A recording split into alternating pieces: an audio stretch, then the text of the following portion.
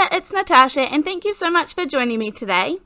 Today we are going to be creating a really simple Z-fold card, and I am also going to add in a few more bits and pieces to make this fun. So I am starting off here with just a normal full-size sheet of paper, and this is Nina Solar White 110 pound paper, so it is going to be my card base. I scored it at 4.5 inches, which is how big I want my card base to be, a little 4.5 by 4.5 inch card base. And then I scored the left of that at 2.25. So I just scored it at the halfway mark of the front of the card. Then I cut off the excess just there, and you can see that score line is right down the center at the front of my card, and I'm going to fold that backwards, and that's what creates our Z shape for the card. Now I like folding everything first and then cutting this down, and you'll see why in a minute. So I then cut that at 4.5 inches, so now I have a 4.5 by 4.5 inch card base. Then I'm going to cut about a 2-inch piece here as well, and this is going to be another little mechanism that will turn on the front. So at the moment you can see that these are both kind of sitting in the same direction. You can see I just cut one off from beneath the other. This is how we're going to create it. So you take your extra little piece here on the right hand side and you literally just turn it around. So if both of them are facing this way, turn it right around 180 degrees, and then that is how it's going to go on our card front. And where I'm holding it with my 2 fingers is where we will add the glue, and you'll see exactly just how our card is going to look today. This is a really fun design, and you can make this as simple or as complicated as you like. I prefer to err on the side of kind of more simple designs, so that's what I'm going for today.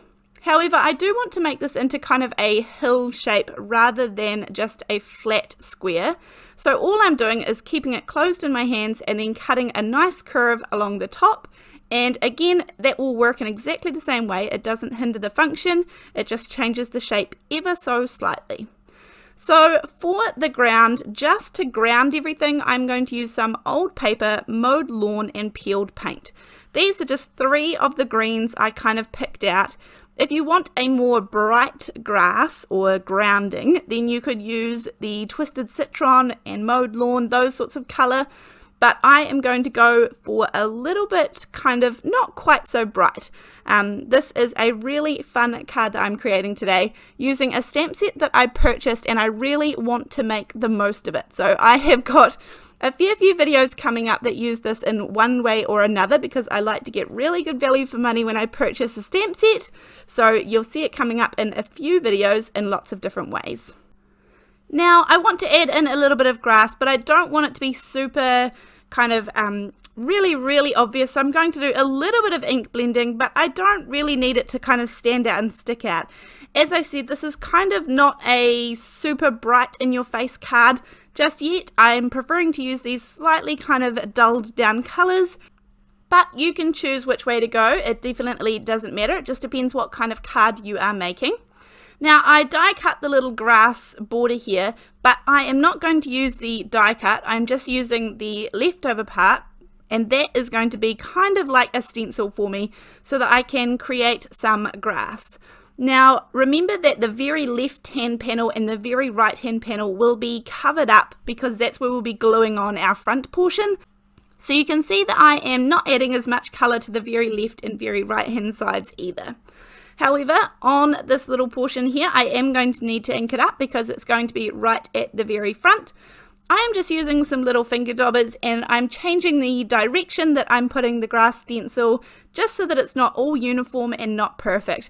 Honestly, I wouldn't worry if your ink blending here is good or a bit splotchy, because it's not the main feature of the card and it kind of ends up sinking into the background anyway. So it's just really an element that if it were blank, it would look a little bit funny. So if you add a little bit of ink, that will work really well. So again, I am going in with the peeled paint color here, and that is on top of the old paper color.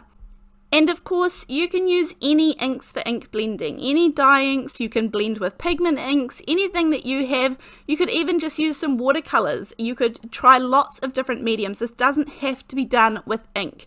You could use die cuts, however, I find that when I am using die cuts and I'm going to be folding them in lots of different places, it does create a lot of bulk, so that's why I prefer to use ink on a card that has these kind of fun folds. So here you can see I have my well-loved cloud stencil. This is not a real stencil, it's just cut out of cardstock, but I just keep it in my stash, handy on my desk, because I found that I was cutting it often enough to keep using the same cut, so it was handy just to keep it on my desk and reuse the same piece of cardstock every time I wanted that cloud design. Now this piece here is the bit that was cut off from the very bottom of the card, so we cut the main card base. Then we cut the little fun fold feature, and then this was the leftover bit, and you can see I just want that fun fold piece because that is going to go in the middle of our card. So I'm cutting a nice thin little strip here. It doesn't matter the size, it doesn't matter at all. I could have left it to be that full size if I wanted to as well. But I'm going to ink it up with the same old paper just so that it sits in and it's not all bright white. I do need to end up doing the outside flaps. I left them here, but I will come back later and do these off screen as well. Now here is the stamp set, and this is called Chicken Family. And when I saw this, it was definitely one of those ones that I couldn't resist. It has so many different sentiments and a great wide range. So not just kind of 1 or 2 sentiments that come with a whole lot of pictures. It comes with a few simple little drawings, and I really like making these cards every now and then. So I'm going to stamp some of these out in some VersaFine Onyx black ink. Then I'm going to stamp 4 of the little chicks. I always like to stamp more than what I'm actually going to need because I know that I'll want to test out some colouring, or I'll probably muck one up along the way. I'm adding some clear embossing powder. This one just happens to be the Ranger Superfine. I prefer to use Superfine embossing powders when I purchase them because Superfine does detailed images really, really well. But it also covers block images or bulk images really well also. So it means that I just have to buy 1 of the embossing powder rather than the normal standard embossing powder and then the Superfine as well. So here, this is my colouring. There is no technique to this. I'm taking the spiced marmalade and just pressing the lid in a little bit so I get a tiny little bit of ink on the top of your ink pad there. And that's what I use as a little bit of watercolour, just to put a bit of colour on the wings of those tiny little babies, and I also do their beaks as well. You'll see in a minute that these chickens have really little fine legs, and I am definitely not going to want to cut those out, so I'll show you what I do in just a minute. But for the colouring, I am not even getting out any ink pads, I am just using my finger daubers. I'm not doing anything fancy, no fancy masking or anything. I am using a yellows and oranges and then a little bit more red for their comb up the top. But honestly, there is no rhyme or reason to how I'm colouring these, and you could use any medium to colour them at all. I just really love that they are a nice, clean, simple image. So that means when I do end up fussy cutting them, it's a relatively quick process in the scheme of fussy cutting. But you will see that I do cut their legs right off because there is no way that I'm going to try and fussy cut out those tiny little legs. So I did that for 3 chickens and 3 little chicks as well. Now what's really important when I am fussy cutting around images is to use a nice black marker to go around the outside. And this will make your fussy cutting look so much cleaner. It hides all of those white edges of the cardstock, and especially when I have stamped them in black and then heat embossed them, it tidies them up so much. So make sure that you do it from the back, because if your pen slips and you're doing it from the front, you're going to ruin your image. Now here are the other couple of little elements. Any clouds that you have, and then I die cut a couple of trees, and that is going to be pretty much it. This is a very simple card, but it looks gorgeous, and this one has already been snapped up by my family. My sister saw this card and snapped it up so that she could send it out to a friend of hers. Anyway, for the trees, I am just using the same couple of colours, a little bit of old paper as a base colour, and then a little bit of the peeled paint as the top colour. Now, it might feel a little bit disproportionate with these big, large clouds here. I've got two of the bigger ones, but I promise there's a reason. And all I'm doing is adding a little bit of tumbled glass, which is just a really light blue, and I'm just very lightly blending around the outsides, just so that they're not so stark white. Now, here's where it comes to putting it together. It's so simple. On that very right-hand bend, I put some liquid glue behind it and line it up with my card, and then close the card up and pop that side down as well. It is a really simple fold, but yet kind of fun, and it looks impressive when the recipient gets it. So I'm just using some liquid glue, and this is the multi-medium in the matte finish from Ranger. I will link all of the supplies down below. I think the chicken stamp set is well and truly still available, and I will link everything else that I can. Otherwise, just use what you have in your stash. You can cut out your own clouds. You can just not have clouds. You can do whatever you want to create your scene. Any trees would work. You can let go of the trees. You can have flowers instead. Anything at all. So just make the scene your own. But these little cards are really fun to do. And I think people really like these cute little pun cards every now and then too. So on one of these clouds, I am going to pop the sentiment, and I do want to be a little bit tricky because I want this all to be hidden when the card is closed. So I am putting two of the sentiments together and stamping them just in some VersaFine Onyx black ink. Now this is a pigment ink, and it does take a little bit longer to dry than the normal dye inks, but this gives you the great ability to emboss with it and add embossing powders. However, I'm not going to do that this time round. I just needed to stamp the sentiment, and I'll put it aside to dry for a minute. Here's the extra little piece that we are going to pop in. I've put a little bit of double-sided tape on each one of those flaps, and that will just sit right in the middle here of my square. Now you can actually add lots of layers here. You could add 3 or 4 of these and have it be a really thick, busy little scene. I just wanted to keep this one nice and clean and simple and not overcomplicate it, so this was fine for what I wanted today. So I'm going to pop the extra little tree sitting right there on that inner part there, and that way it'll pop up, and just make sure anything you add there is nice and flat, and it will also be hidden when the card is closed, because I want the card to kind of reveal some surprises when they open it up and actually see what else is on the inside.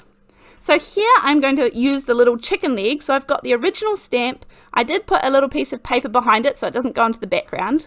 I'm stamping the chicken where I want them to be, and I'm also going to stamp all of the little chicks. So I decided to use 3 little chicks here, and I have stamped out all of them just in that same VersaFine Onyx black ink that I used to stamp them originally.